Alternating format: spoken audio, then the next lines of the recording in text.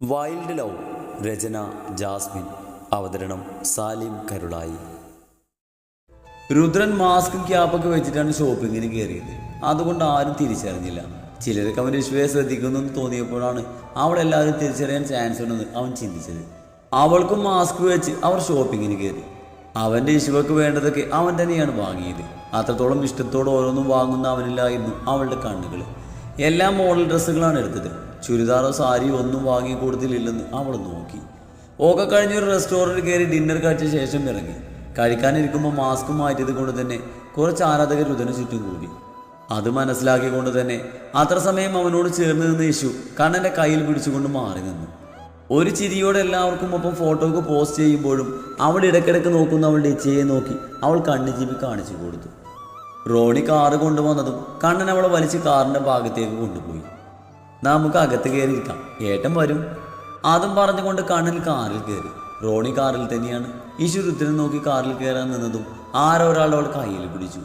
അവൾ തലചരിച്ചുകൊണ്ട് അവർ നോക്കി. കുഞ്ഞെ, എന്നെ നീ റോഡൊന്ന് കടക്കാൻ സഹായിക്കുമോ? ഒരു കയ്യിൽ ഒരു കുഞ്ഞിനെയും മറുകയിൽ കുറെ കവറുമായ ഒരു സ്ത്രീ. അവൾ തുറന്ന ഡോർ അടച്ച ശേഷം അവരെ നോക്കി ചിരിച്ചുകൊണ്ട് അവരുടെ കയ്യിൽ നിന്ന് കവർ വാങ്ങി മുന്നോട്ട് നടന്നു. നന്ദിയുണ്ടേ. അവരെ മറു സൈഡിലേക്ക് ആക്കിയപ്പോൾ അവരൊരു ചിരിയോടെ പറഞ്ഞു. അതിനവൾ അവരുടെ കയ്യിലിരിക്കുന്ന കുഞ്ഞിൻ്റെ കവളിലൊന്ന് തട്ടിക്കൊണ്ട് മുന്നോട്ട് നടന്നു. ഈശു കാറിൽ കയറാതെ വന്നതും കണ്ണൻ കാറിൽ നിന്നും ഇറങ്ങി അവളെ നോക്കി. മറ്റേ സൈഡിൽ കാറിനോട് ചേർന്ന് നിൽക്കുന്നുണ്ട്. രുദ്രൻ അവളെ നോക്കിക്കൊണ്ട് തന്നെ കാറിൻ്റെ അടുത്തേക്ക് നടന്നു വന്നു. അവളുടെ അടുത്തേക്ക് വരുന്ന കണ്ണനെ നോക്കി ഞാൻ അങ്ങോട്ട് വരുന്നു എന്ന് പറഞ്ഞുകൊണ്ട് റോഡിലേക്ക് കാല് വെച്ചതും ആ ചേച്ചി പറന്നു പൊങ്ങി നിലം പതിക്കുന്ന യേശുവിൻ്റെ ശബ്ദത്തിൻ്റെ ഒപ്പം കണ്ണൻ്റെ ശബ്ദവും അവിടെയിരുന്നു. അവളെ തട്ടിത്തെറിപ്പിച്ച് പോകുന്ന ലോറിക്കാരൻ പാഞ്ഞു പോകുമ്പോൾ ഒന്ന് തിരിഞ്ഞു നോക്കി. എല്ലാം ഓക്കെ അല്ലെന്ന് ഉറപ്പുവരുത്താൻ. റോഡിലേക്ക് തെറിച്ച് വീണ യേശുവിൻ്റെ മുഖം റോഡിലിടിച്ചു. അവളുടെ കവിൾ ശക്തിയിലടിച്ചതും വായിൽ നിന്ന് രക്തം ആ റോഡിലേക്ക് ചിന്നി. തലയിൽ കൂടെ ഒഴുകുന്ന രക്തം ആ റോഡിൽ പടർന്നു. അവളുടെ കണ്ണുകൾ വേദനയിൽ അടഞ്ഞുപോയി. ശരീരം നീറിപ്പുകയുന്ന വേദന. ചേച്ചി! കണ്ണൻ നിൽക്കുന്നതിൻ്റെ മുന്നിൽ നിന്നും കുറച്ച് അകലെയാണ് അവൾ തെറിച്ച് വീണത്. അങ്ങോട്ട് കരഞ്ഞുകൊണ്ട് ഓടുമ്പോൾ കണ്ണൻ്റെ ശരീരം വിറച്ചിരുന്നു. ഏട്ടത്തി! റോണി കാറിൽ നിന്നും ഇറങ്ങി ഓടുമ്പോൾ അവൻ്റെ നോട്ടം റോഡിൽ പടർന്ന രക്തത്തിലായിരുന്നു. അവൻ്റെ കണ്ണുകൾ നിറഞ്ഞൊഴുകി. പേടി കൊണ്ട് കാലുകൾ അവളുടെ അടുത്തേക്ക് എത്തുന്നില്ലെന്ന് തോന്നി.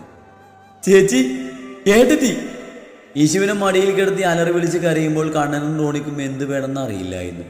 റോണി പെട്ടെന്നെന്തോ ഓർത്തെന്ന പോലെ പിന്നിലേക്ക് നോക്കി. ഏട്ടാ! എങ്ങും നിറഞ്ഞു നിൽക്കുന്ന നിശബ്ദതയിൽ റോണിയുടെ അലറൽ അവിടെ മൊത്തം മലയടിച്ചു.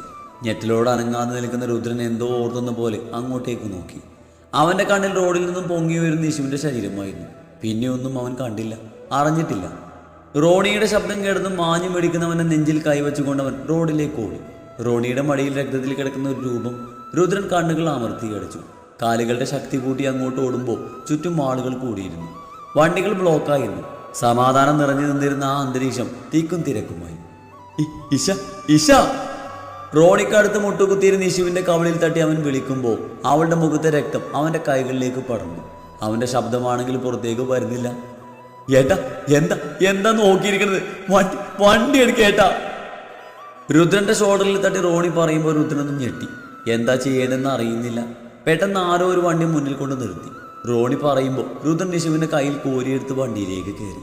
ഒപ്പം റോണിയും കണ്ണൻ മുന്നിലും കയറി. രുദ്രന്റെ കണ്ണുകൾ യേശുവിൽ മാത്രമായി തങ്ങി നിന്നു. റോണി രണ്ടുപേരെയും മാറി മാറി നോക്കി കരഞ്ഞുകൊണ്ടിരുന്നു. ഒരു സ്വബോധമുള്ള ആളെ പോലെയല്ല രുദ്രന്റെ പെരുമാറ്റം. അതവനിൽ പേടി നിറച്ചു, സങ്കടം കൂട്ടി. എന്ത് ചെയ്യും? ഇനി എന്താവും? അവളുടെ മുഖത്തേക്ക് തന്നെ നോക്കിയിരിക്കുന്ന രുദ്രൻ അവളുടെ ചുണ്ടുകൾക്കിടയിൽ നിന്നും വരുന്ന ശബ്ദം കേട്ടു. ഇഷ! വേദനിക്കുന്നിച്ച! ഇഷ! ആ! അവളുടെ വേദന കടിച്ചു പിടിച്ചുള്ള ശബ്ദവും ശരീരത്തിന്റെ പിടിച്ചിലും കണ്ടതും രുദ്രൻ അവൾ അവനെ നെഞ്ചിലേക്ക് അടച്ചു പിടിച്ചുകൊണ്ട് അലറി. ചങ്ക് പൊട്ടി ഉറക്കെ അലറി. കണ്ണുകൾ അണപൊട്ടി ഒഴുകിയിറങ്ങി. അതവളുടെ രക്തം ഒലിക്കുന്ന മുഖത്തേക്ക് വീണുകൊണ്ടിരുന്നു. ഇഷ! ഇഷ! അവളുടെ കണ്ണുകൾ അടഞ്ഞു പോയതും അവളുടെ കവളിൽ തട്ടിക്കൊണ്ട് രുദ്രൻ വിളിച്ചു. ഇല്ല, തുറക്കുന്നില്ല. നെഞ്ചിൽ വെച്ച് നോക്കി. ഒരു ചെറിയ മിടിപ്പ്. രുദ്രന്റെ കണ്ണുകൾ പേടി നിറഞ്ഞു. കണ്ണുകൾ നീറിപ്പുകഞ്ഞു. ശരീരം തളർന്നു. അവളില്ലായ്മ ചിന്തിക്കാൻ പോലും വയ്യ. റോണി മുടിയിൽ അമർത്തി പിടിച്ച് വലിച്ച് സീറ്റിലേക്ക് ചാരിയിരുന്നു. കണ്ണൻ വാ പൊത്തി പിടിച്ചുകൊണ്ട് കരഞ്ഞു. ഡ്രൈവ് ചെയ്യുന്ന ആള് 3 പേരെയും മാറി മാറി നോക്കി. അല്പം പ്രായമായ വ്യക്തിയാണ്. അദ്ദേഹത്തിന്റെ കണ്ണുകളും അവരുടെ കരച്ചിൽ കേട്ട് നിറഞ്ഞു. മകളുടെ പ്രായമുള്ള ഒരു പെൺകുട്ടി. മരണത്തിന് മുന്നിൽ മലിനത് കാണുമ്പോൾ മനുഷ്യത്വമുള്ള ഏതൊരാളുടെയും കണ്ണു നിറയും. അദ്ദേഹം കാറിന്റെ സ്പീഡ് കൂട്ടി. 3 പേരുടെയും കരച്ചിൽ ആ കാറിൽ മുഴങ്ങി കേട്ടുകൊണ്ടിരുന്നു. രുദ്രൻ അവനെ നെഞ്ചിലേക്ക് അവൾ അമർത്തി വെച്ചു. ഈ വിധി, ഈ വേദന അവനക്ക് നൽകാമായിരുന്നില്ലെന്ന് അവൻ 1000 തവണ ദൈവത്തോട് ചോദിച്ചു. അവന്റെ പെണ്ണിനെ വേദനയ്ക്ക് ഇട്ടുകൊടുത്ത ദൈവത്തെ പോലും അവൻ വെറുത്തു പോയ നിമിഷം, ജീവിതമേ വെറുത്ത നിമിഷം.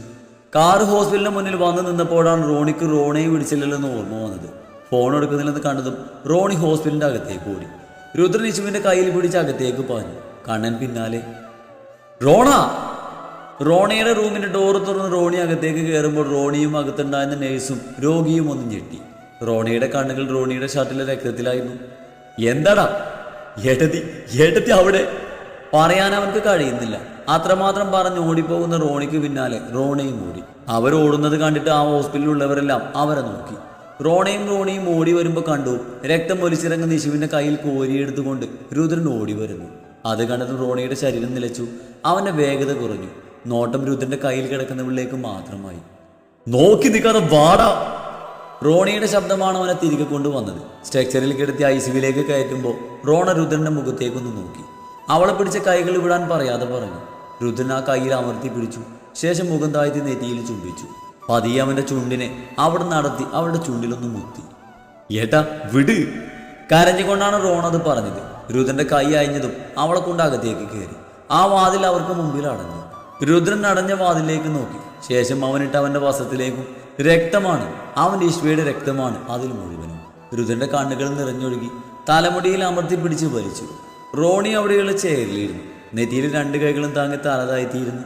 മുന്നിൽ ഏട്ടന്റെ നെഞ്ചിൽ ചാരി നിന്ന് പതിഞ്ഞു നോക്കുന്ന അവന്റെ ഏടത്തിയുടെ മുഖം അവന്റെ കണ്ണുകളിൽ നിറഞ്ഞു. കണ്ണൻ ചുമരിൽ ചാരി നിലത്തേക്ക് ഊർന്നിറങ്ങിയിരുന്നു. കണ്ണാ! സ്നേഹത്തോടെയും ശകാരത്തോടെയും വേദനയോടെയും സന്തോഷത്തോടെയും വിളിക്കുന്ന അവന്റെ ചേച്ചിയുടെ ശബ്ദം അവന്റെ ചെവിയിൽ അളിയടിച്ചു കൊണ്ടിരുന്നു. കണ്ണൻ കണ്ണുകൾ മുറുകെ അടച്ചു. അവസാനമായി കേട്ട വേദന കൊണ്ട് നിലവിളിക്കുന്നവളുടെ ശബ്ദം. ഈശ്വര, എന്റെ ചേച്ചി! അവന്റെ ചുണ്ടുകൾ കടിച്ചു പിടിച്ചു വന്ന തേങ്ങൽ ഒതുക്കുമ്പോഴും അവന്റെ ഉള്ളം മന്ത്രിച്ചത് അതായിരുന്നു. 3 പേരും പരസ്പരം നോക്കാതെ അങ്ങനെയിരുന്നു. രുദ്രന്റെ കണ്ണുകൾ അടഞ്ഞു കിടക്കുന്ന ആ വലിയ വാതിലിലേക്കായിരുന്നു. അങ്ങോട്ട് നോക്കി അങ്ങനെ നിന്നു. പതിയെ അവന്റെ വലത്തേക്കായി അവൻ ഉയർത്തി അവന്റെ കവിളിലൊന്ന് തൊട്ടു. കണ്ണുനീരൊന്നുമില്ല, പക്ഷെ കണ്ണുകൾ കരയുന്ന പോലെയുണ്ട്. പക്ഷേ കണ്ണിൽ നിന്നും വെള്ളം വരുന്നില്ല. രുദ്രൻ വീണ്ടും കവിളിൽ താലോടി. നെഞ്ചു വേദനിക്കുന്നുണ്ട്. ഹൃദയം മലമുറിയിട്ട് കരയുന്നുണ്ട്. കണ്ണുകൾ രണ്ടും നീറിപ്പുകയുന്നുണ്ട്, പക്ഷെ കരയുന്നില്ല. അതെന്താ? അവൻ അവനോട് തന്നെ ചോദിച്ചു. അവന്റെ നോട്ടം ഇട്ടിരിക്കുന്ന വസ്ത്രത്തിലേക്ക് പോയി. രക്തമാണ്, ചുവന്ന നിറത്തിലുള്ള രക്തം. അവന്റെ പ്രാണനായവളുടെ രക്തം. രുദ്രനൊന്ന് തിരിഞ്ഞു നിന്നു. മുന്നിൽ തന്നെ നിലത്തിരുന്നിട്ടിരിക്കുന്ന വസ്ത്രത്തിലേക്ക് നോക്കി കരയുന്ന കണ്ണനെയാണ് കാണുന്നത്. അതിൽ പറ്റി പിടിച്ചിരിക്കുന്ന ചുവത്ത നിറത്തിലേക്ക് നോക്കി കരയുകയാണ് അവൻ. കണ്ണിൽ നിന്നും ഒഴുകിയിറങ്ങുന്ന കണ്ണുനീർ അവന്റെ മടിയിലേക്ക് വീണുകൊണ്ടേയിരിക്കുന്നുണ്ട്. അത് കണ്ടതും രുദ്രൻ അവന്റെ കവിളിൽ വീണ്ടും തൊട്ടു. ഇല്ല, കണ്ണിൽ തൊട്ടു, വരണ്ട പോലെ. എൻ്റെ ജീവനല്ല അകത്ത് കിടക്കുന്നത്, അവളല്ലേ എൻ്റെ എല്ലാം. ആ ചൂടില്ലാതെ ഞാനുണ്ടോ? എന്നിട്ടെന്താ എനിക്ക് വേദനിക്കാത്തത്? ഞാനെന്താ കരയാത്തത്? അവൻ്റെ ഉള്ളം അവനോട് തന്നെ ചോദിച്ചു കൊണ്ടിരുന്നു. തലതാഴ്ത്തി റോണിക്കടുത്തുള്ള ചെയറിലിരുന്നു. അവൻ ഇരുന്നത് അറിഞ്ഞതും കരയുന്നതിനിടയിലും റോണി തലചരിച്ച് അവനെ നോക്കി. മുന്നിലെ ചുമരിലേക്ക് നോക്കിയിരിക്കുവാണ്. കരയുന്നില്ല, എന്തോ ചിന്തിക്കുവാണ്. നിർവികാരതയോടെ ഇരിക്കുവാണ്. മുടിയെല്ലാം പാറിപ്പറന്ന് രക്തം കട്ട പിടിച്ച് പറന്നു പിടിച്ച ഡ്രസ്സും വിളറി വെറുത്ത രക്തം പറ്റിയ മുഖവും. രുദ്രന്റെ ആ ഭാവം കണ്ടത് റോണയിൽ നിന്നും ഒരു തേങ്ങിൽ പുറത്തേക്ക് വന്നു. അവന്റെ ശബ്ദം ചെവിയിൽ പതിഞ്ഞതും രുദ്രൻ റോണിയെ തലചരിച്ചു നോക്കി. റോണിയുടെ കണ്ണുകൾ നിറഞ്ഞൊഴുകുന്നത് കണ്ടതും രുദ്രന്റെ കണ്ണൊന്ന് വിടർന്നു. അവൻ സ്വയം കവിളിലൊന്ന് തലോടി. ഇല്ല, ഇപ്പോഴും കരയുന്നില്ല. റോണി, എനിക്കിതുപോലെ ഒന്ന് കരയണടാ. ഉറക്കെ നേരത്തെ ഞാൻ അലറി കരഞ്ഞില്ലേ, അതുപോലെ കണ്ണിന്ന് വെള്ളമൊക്കെ വന്ന് നെഞ്ച് പൊട്ടി ഉറക്കെ കരയണം. പക്ഷെ എനിക്ക് പറ്റണില്ലടാ. അവസാനത്തെ വാക്കുകൾ പുറത്തേക്ക് വന്നില്ല. എവിടെയോ കുടുങ്ങിക്കിടക്കുന്നത് പോലെ. ഏട്ടാ! രുദ്രന്റെ നെഞ്ചിലേക്ക് അണച്ചു പിടിച്ചുകൊണ്ട് റോണി ഉറക്കെ കരഞ്ഞു. അത്രത്തോളം വിഷയുടെ അവസ്ഥ അവരിൽ ഭയം നിറച്ചിരുന്നു. കണ്ണടക്കാൻ പറ്റുന്നില്ല, കണ്ണ് തുറക്കാൻ പറ്റുന്നില്ല. രക്തത്തിൽ കുളിച്ചു കിടക്കുന്ന ആ രൂപം, അതാണ് അവരുടെ മനസ്സിൽ നിറയെ. ഏട്ടാ! രുദ്രൻ അടക്കി പിടിച്ചുകൊണ്ട് റോണി വിളിക്കുമ്പോൾ രുദ്രൻ ഒന്നും മിണ്ടാതെ അവന്റെ കഴുത്തിൽ മുഖമമർത്തി കിടന്നു. മനസ്സ് ശൂന്യമാണ്, അതുകൊണ്ട് ഒന്നും മിണ്ടിയില്ല. അവരെ തന്നെ നോക്കി നിലത്തിരുന്ന് കരയുന്ന കണ്ണൻക്ക് രുദ്രന്റെ സംസാരവും പ്രവൃത്തിയും കണ്ട് വല്ലാത്ത പേടി തോന്നി. എന്താ ഇങ്ങനെ? ഓടി നടന്നെല്ലാം ചെയ്യേണ്ടേ? ഡോക്ടറിനോട് ചേച്ചിക്ക് എങ്ങനെയാണെന്ന് ചോദിക്കേണ്ടേ? മരുന്നൊക്കെ വാങ്ങിക്കേണ്ടേ? ചേച്ചിയെ പോയി കാണേണ്ടേ? അമ്മയോട് വിളിച്ച് പറയണ്ടേ? അമ്മ പേടിക്കില്ലേ? അവരെ സമാധാനിപ്പിക്കണ്ടേ, ഞങ്ങളെ സമാധാനിപ്പിക്കണ്ടേ? ഞങ്ങളുടെ ധൈര്യമല്ലേ, ഞങ്ങളുടെ ശക്തിയല്ലേ ഈ ഏട്ടന്, പിന്നെന്താ ഇങ്ങനെ? കണ്ണൻ രുദ്രനെ നോക്കുന്തോറും എന്തോ പേടി തോന്നി, ടെൻഷൻ തോന്നി. അവൻ ചുണ്ട് കടിച്ചു പിടിച്ച് പൊട്ടി വന്ന കരച്ചിൽ അടക്കാൻ പാടുപെട്ടു. നോട്ടം വീണ്ടും അവൻ്റെ ടീഷർട്ടിലേക്ക് പോയി. അതിൽ പടർന്ന അവൻ്റെ ചേച്ചിയുടെ രക്തം കണ്ടതും കണ്ണിറുക്കെ കണ്ണുകൾ അടച്ചു. അയ്യേ, ഒരാപ്പിള് മുറിച്ച് കൈയൊന്ന് പോറിയതിനാണോ ഇങ്ങനെ കരഞ്ഞ് മൂക്ക് വലിക്കുന്നത്? ഏട്ടൻ കൊഞ്ചിച്ച് കൊഞ്ചിച്ച് ഏടത്തെയാകെ ഭാഷലായി അല്ലേ അമ്മേ? ദിവസങ്ങൾക്ക് മുമ്പ് അവൻ പറഞ്ഞ വാക്കുകൾ തന്നെ അവൻ്റെ ചെവിയിൽ പതിഞ്ഞു. ഒപ്പം കയ്യിലെ ചൂണ്ടുവിരലിലെ മുറിവിലേക്ക് നോക്കി. ഇടക്കിടക്ക് തേങ്ങുന്ന അവൻ്റെ ചേച്ചിയുടെ മുഖവും. കണ്ണൻ കണ്ണുകൾ വലിച്ചു തുറന്നു. തലയൊക്കെ പെരിക്കുന്നു, ശരീരമൊക്കെ തളരുന്നു. അവൻ ചുമരിൽ ചാരിയിരുന്നു. കണ്ണുകളിൽ നിന്നും കണ്ണുനീർ ചാരിട്ട് ഒഴുകുന്നു. ഏട്ടാ! വാതിൽ തുറന്ന് റോണയുടെ ശബ്ദം കേട്ടതും കണ്ണനും റോണിയും അവൻ്റെ മുഖത്തേക്ക് ഞെട്ടലോടെ നോക്കി. രുദ്രൻ റോണിയുടെ ഷോൾഡറിൽ നിന്നും തലയുയർത്തി അവനെ ഒന്ന് തിരിഞ്ഞു നോക്കി. റോണയും 2 ഡോക്ടേഴ്സും ഉണ്ടൊപ്പം. രുദ്രൻ ഒന്നും മിണ്ടാതെ ചേറിൽ നിന്ന് തല താഴ്ത്തി, ഒരു ഭാവവും ഇല്ലാതെ. അത് കണ്ട റോണ ഞെട്ടി. ഇങ്ങനൊരു ഏട്ടനല്ല അവൻ പ്രതീക്ഷിച്ചത്. കാര്യങ്ങൾ എങ്ങനെ പറയും, എങ്ങനെ എടുക്കും, അതൊക്കെയായി അത്ര നേരം അവൻ്റെ ചിന്തകളിൽ. എന്നാൽ അതിൽ നിന്നൊക്കെ വ്യത്യസ്തമായ അവൻ്റെ ഭാവം കണ്ട റോണ തകർന്നു. അവൻ്റെ നിറഞ്ഞ കണ്ണുകളിൽ നിന്ന് 2 തുള്ളി താഴേക്ക് ഒഴുകിയിറങ്ങി. റോണം! അടുത്തുള്ള ഡോക്ടർ അവൻ്റെ ഷോൾഡറിൽ തട്ടിയതും അവനൊന്ന് ഞെട്ടി. ഏട്ടാ! ചെയറിലിരിക്കുന്ന രുദ്രന്റെ മുന്നിൽ റോണ മുട്ടുകുത്തിയിരുന്നു. രുദ്രൻ മുഖം അവൻ്റെ മുഖത്തിന് നേരെ കൊണ്ടുവന്ന് അവൻ്റെ മുഖത്തേക്ക് നോക്കി. റോണ കയ്യിലുള്ളതെല്ലാം രുദ്രന്റെ കയ്യിൽ കൊടുത്തു. രുദ്രൻ തല താഴ്ത്തി അതിലേക്കൊന്ന് നോക്കി. അവൻ്റെ ഈശയുടെ ശരീരത്തിൽ പരിചേർന്ന് കിടന്നിരുന്ന ആഭരണങ്ങൾ അതിലേക്ക് നോക്കി രുദ്രനൊന്ന് ചിരിച്ചു.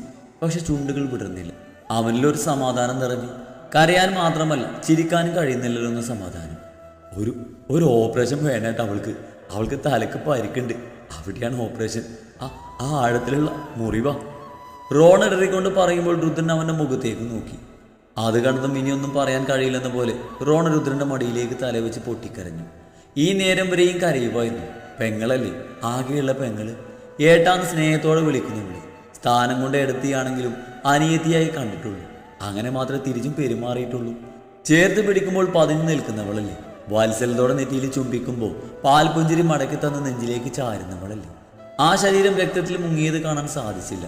ആ ശരീരത്തിലേക്ക് സൂചി കുത്തി ഇറക്കുമ്പോൾ സഹിച്ചില്ല. ശരീരം മൊത്തമുള്ള മുറിവുകളിൽ നിന്നും ഒഴുകിയിറങ്ങുന്ന രക്തത്തെ കണ്ടു നിൽക്കാൻ കഴിഞ്ഞില്ല. ആ രക്തം ക്ലീൻ ചെയ്യാൻ സാധിച്ചില്ല. ഏട്ടിനു വേണ്ടി മാത്രം മെടിക്കുന്ന ഹൃദയത്തിലെ മെടിപ്പ് നോക്കാൻ കഴിഞ്ഞില്ല. ഓരോന്നും ആലോചിക്കും തോറും അവൻ്റെ കരച്ചിലിൻ്റെ ശബ്ദം കൂടിക്കൂടി വന്നു. രുദ്രൻ റോണയുടെ മുടിയിൽ തലോടിക്കൊണ്ടിരുന്നു. ഇങ്ങനെയൊന്നും കരയാൻ കഴിയുന്നില്ല എനിക്ക്. അവൻ ചിന്തിച്ചത് അതാണ്. എന്താണ് കഴിയാത്തത്?